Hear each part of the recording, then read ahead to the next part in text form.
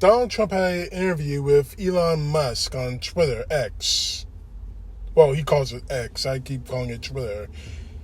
Which was a softball interview, letting him rant and rave and all that other crap. It reminded me of the press conference last week at Mar-a-Lago. The softball press conference in which he ranted and raved about Kamala Harris and all that other crap. But instead of hearing me rant about it, I think I'll leave that up to Lawrence O'Donnell of MSNBC. Now, he recorded this the day of the press conference, that being, of course, August 8th. But you'll see what I mean in a few moments, why Donald Trump should not be allowed back in the White House again, and why the media is failing us in the worst possible way. Well, it was 2016 all over again today. Donald Trump spoke at his home in Florida for over an hour, and all of the cable news networks, including this one, carried it live, just like they all did repeatedly in 2016. It would be hard to find a sentence in what Donald Trump said today that did not include at least one lie. Some of the networks tried to play catch-up with fact-checking after Donald Trump finished speaking, but that, of course, is way too late and utterly useless. No network even attempted to fact-check every lie Donald Trump told. Every network has the capacity, especially with these wide screens we now have at home, to run a live scroll at the side of the screen, fact-checking many of Donald Trump's lies. Not all of them, that would be impossible, but many of them as he speaks. For example, when Donald Trump said, quote, Kamala Harris is not smart enough to do a news conference, the networks could have simply put on the side of the screen, Kamala Harris is a graduate of Howard University and University of California Hastings College of Law. Of course, Donald Trump proved once again today that he is not smart enough to do a news conference by saying something that was provably false in every response he gave to every single question. Most of those were knowing lies by Donald Trump. But many of the falsehoods Donald Trump spread today in his responses came from that vast well of stupidity that takes up most of his brain. The stupidest person who has ever won a nomination for president stood there in front of those reporters and said his opponent isn't smart enough to do what he was failing at right in front of those reporters. And to make a bad news coverage situation worse, none of the networks, none of them, carried Kamala Harris's speech live after the Trump appearance. None of them. This network brought you the last few minutes of Kamala Harris's speech live, but was actually doing Olympics coverage when the speech began, and kept doing it. And so, as a first order of business in this hour tonight, we will correct that mistake by presenting to you in full and unedited, as if live, everything that Kamala Harris said today in her speech in Michigan, which all of the networks knew was coming. They knew what time it was coming. They knew how to cover it live, and they didn't, after giving Donald Trump more than an hour of live coverage on all of their networks. It's 2016 all over again. The same mistakes are being made. I have never seen an industry slower at learning from its own stupid mistakes than the American news business. And you cannot expect them in the next 89 days to figure out what they haven't been able to figure out in 9 years, how to cover a Trump for president campaign. One of the Harris-Walz campaign slogans now is, we're not going back. But we just went back today. We went back 9 years in the press coverage of the campaign, the media coverage. Donald Trump gets credit from the people he lied to today for lying to them. They appreciate it. Reporters understandably and incorrectly believe that the most important thing a candidate can do is answer their questions. But they don't know what an answer actually is. Words spoken after their question marks are not necessarily answers and are never answers when they come from Donald Trump. There are rumblings in the news media now about Kamala Harris as a presidential candidate not doing what Donald Trump did today. Stand up in front of reporters and take their questions. And some of the tinier minds in the news media continue to give credit to Donald Trump for standing up and lying in response to every single question they ask. A lie is not an answer. Donald Trump never answers reporters' questions. Never. Anyone in the news media who tells you that Donald Trump has answered reporters' questions and Kamala Harris hasn't is lying to you. And they're too stupid to know that they're lying to you because they don't know what an answer is. Donald Trump answered no questions today. None. He stood up there in a room where he made sure the reporters' questions could not be heard by the TV audience. And so when he spoke, the TV audience had no idea what the question was. Most of the questions were terrible. The silliest possible questions you could ask. Questions about campaign strategy. What a waste of a moment with a convicted felon former president to ask questions like that. Here's one question. Mr. President, can you tell us a bit more about your upcoming interview with Elon Musk? That was an actual question to Donald Trump today. Question. What do you think of Kamala Harris not picking Josh Shapiro as her VP? Most of the questions were wasted questions like that. And so Donald Trump could just ramble about anything that came to mind, including lying, of course, about the size of his crowds. And the biggest lie he now tells about the size of his crowds is the lie about which of his crowds was his biggest crowd. He now claims that the crowd that gathered to hear him try to overthrow the presidential election on January 6th was his biggest crowd ever. It wasn't. Investigations have estimated that that crowd was about 53,000 people. Today, Donald Trump said that the biggest crowd he's ever spoken to, that was it. He actually had a much bigger crowd on his inauguration day, but that was still a smaller crowd than Barack Obama's inauguration day, so he had to lie about that, too, at the time. Today, Donald Trump said that his January 6th speech attracted a bigger crowd than Martin Luther King Jr.'s I Have a Dream speech in Washington in 1963, the most famous speech ever delivered in Washington by someone who was not president of the United States. Martin Luther King's crowd was 5 times the size of Donald Trump's crowd on January 6th. I know it can sound almost tedious that I am fact-checking Donald Trump's crowd size lies today, but that's the way Donald Trump wants it to feel. He has been telling crowd size lies for 9 years, and he wants to wear the news media down to the point where they just accept it. And he has won because no one in that room fought him on that in any way today or on anything else.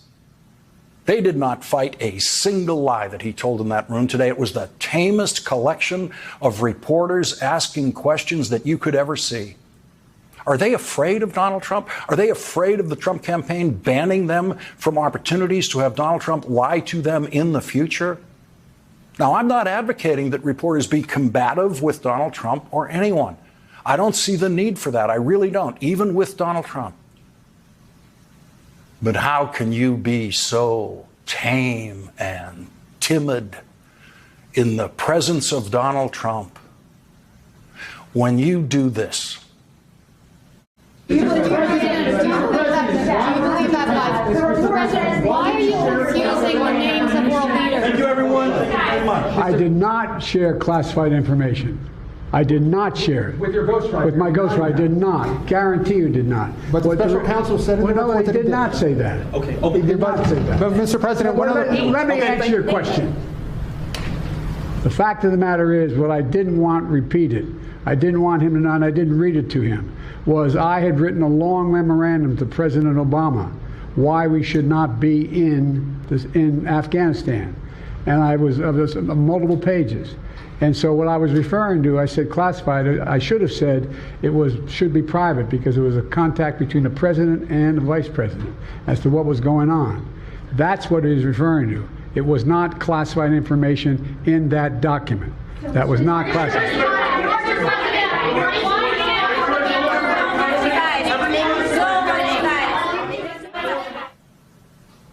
Donald Trump did not hear that sound today. He did not hear that screaming. If Donald Trump gets back in the White House, he will never hear that sound from those people, never. If Vice President Harris stands in front of those same reporters, do you think they will be as tame and reserved and polite as they were with Donald Trump today? Or will it look like this? The president, I can tell you, has seen a neurologist 3 times, as it's connected to a physical that he gets every year that we provide to all of you. It's a very basic, direct question. Wait, hold on, wait a second. 8 times, or at least once, in regards to the president specifically. Hold on a second. That's what you should be able to answer by this point. Wait, no. No, wait a minute. Ed, please. A little respect here, please. So every year, around the president's physical examination, he sees a neurologist. That's 3 times, right? So I am telling you that he has seen a neurologist 3 times while he has been in this presidency. That's what I'm saying. We should have kept that video rolling because they kept yelling at her. You're not answering the question. They were outraged. But she was actually answering the question. They don't know what an answer is. And what they were pursuing turned out to be a lie. The next day, not one of them had a single question about what they were just screaming about in the White House press briefing room, because there was never anything to the story that they were pursuing. It turns out a doctor who's a Parkinson's specialist visited the White House a few times, as that doctor had been doing for years before the Biden presidency, and that doctor never once visited the White House to treat President Biden. And all the wrath of those reporters in that room that you just saw, all the wrath that they put into those questions just evaporated, because they were completely wrong, and they never apologized for their misplaced anger in their treatment of Press Secretary Karine Jean-Pierre. Not one of them dared to yell at Donald Trump today. Not one of them. Not one of them dared to yell, "You're not answering the question." So the special treatment Donald Trump gets from the Supreme Court and elsewhere extends tragically and harmfully, and always has, to much of the press corps. Here's what happened when Donald Trump was asked a good question by NBC's Garrett Haake. Question: would you direct the FDA to revoke access to mifepristone? Here is what Donald Trump said to that yes or no question, which, no matter how many times you read this answer, is not an answer. Trump: sure, you could do things that would supplement, absolutely. And those things are pretty open and humane. But you have to be able to have a vote. After all, all I want to do is give everybody a vote. And the votes are taking place right now as we speak. But it's a very good, there are many things on a humane basis that you can do outside of that, but you also have to give a vote. And the people are going to have to decide. The words Donald Trump spoke to those reporters in response to that clear, simple, and important yes or no question were an insult to everyone in that room, and they took the insult. Nothing in those words was an answer, nothing.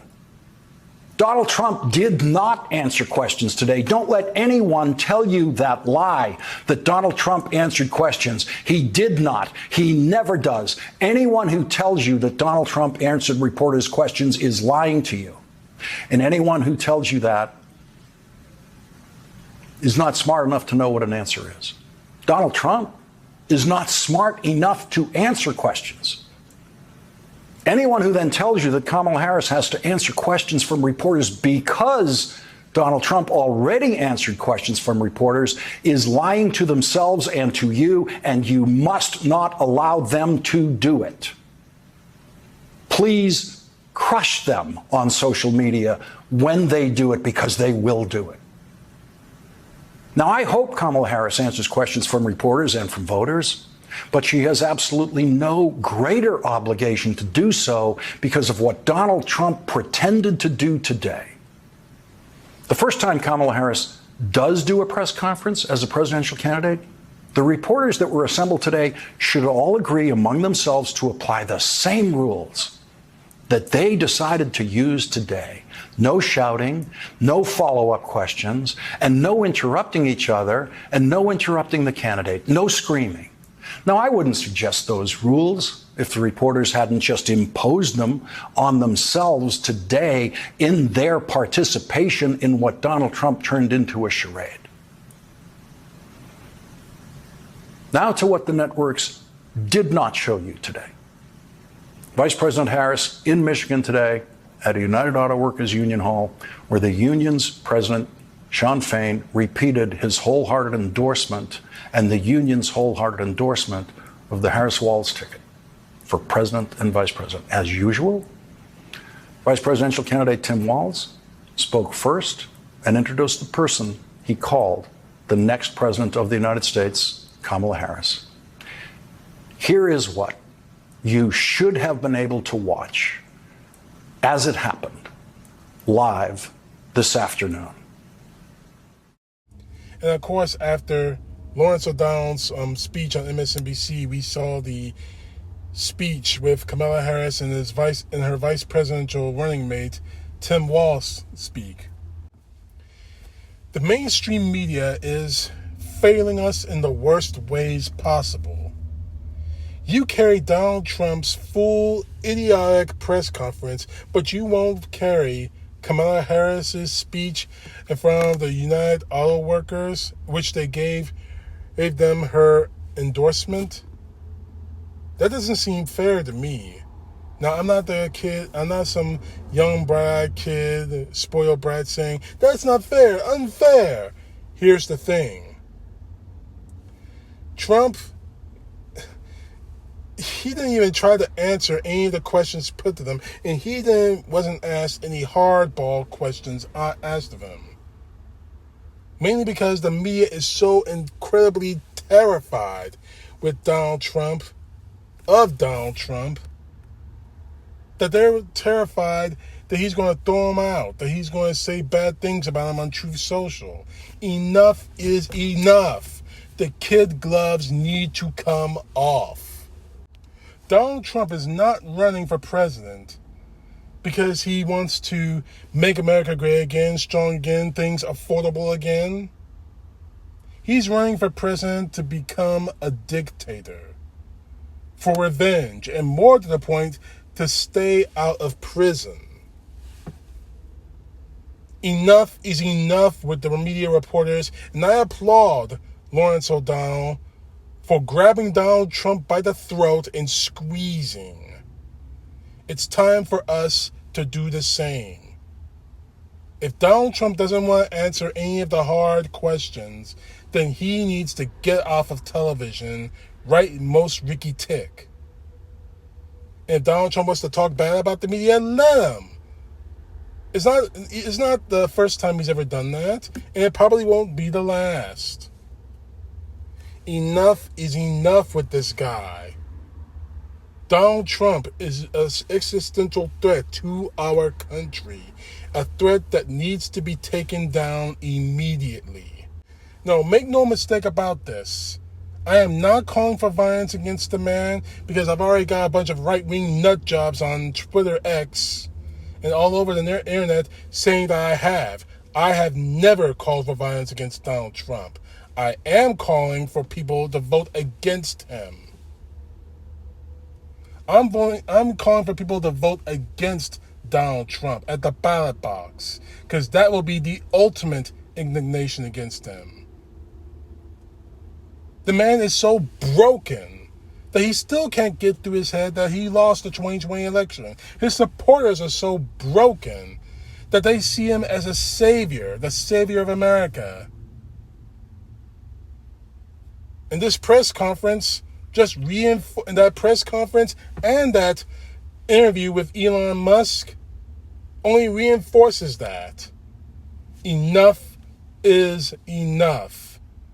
The kid gloves need to come off. And they need to come off now. CTP, know the truth. God bless. Peace to the left, justice to the right.